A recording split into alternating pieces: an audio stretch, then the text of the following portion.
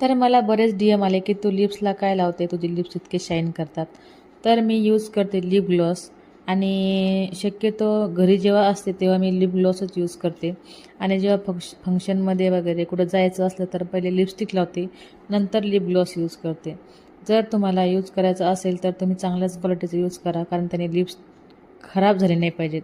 बस नंतर मग घरातले कामं वगैरे आवरून घेतली, कपडे वगैरे धुवून घेतले आणि आज मला थोडं बाहेर जायचं होतं आणि त्या दोघांची मस्ती बघा कशी चालू आहे. दोघं सोबत असल्यावर बघायचं कामच नाही, धिंगाणाच धिंगाणा. नंतर एकच पांढरा केस डोक्यामध्ये लुडबुड करत होता. मग विचार करत होते काढू की नको, काढू की नको. जाऊ द्या म्हटलं, एक तरी लाडाचा पाहिजे, त्यासाठी तसंच ठेवून दिला. मग आम्ही निघालो बाहेर डीमार्टला. आमच्या इकडं मिनी डीमार्ट आहे. आम्हाला किराणा भरायचा होता आणि खूप दिवसात चाललं होतं जायचं तर आज फायनली मुहूर्त भेटला आमच्या साहेबांना. मग आम्ही गेलो आणि मग पूर्ण किराणा वगैरे भरून घेतला. नंतर मग आमचं प्लॅन झाला बाहेरच जेवण्याचं. मग ते बोलले की काय खायचं, मग म्हटलं पावभाजी खाऊयात. मग आमच्याकडे बेस्ट पावभाजी कुठे भेटते आता आम्हाला तर माहीतच आहे.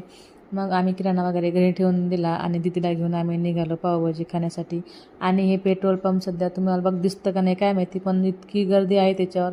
नंतर आम्ही आलो पंचवटी पावभाजी सेंटरला आणि तिथली ना टेस्ट एकदम भारी आहे आणि मला तर खूप आवडते. नंतर आम्ही स्टार्टिंगला पहिले मंचुरियन ऑर्डर केलं, कारण दीदीला मंचुरियन आवडतं. नंतर पावभाजी वगैरे खाल्ली.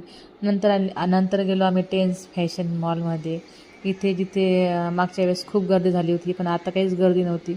आणि इतक्या साड्या बघून मी वापस आले, कारण माझं इतकं कन्फ्यूज झालं कोणती घेऊ म्हणून. नंतर मग घरी आलो, खूप थकलो होतो. आजच्यासाठी एवढं.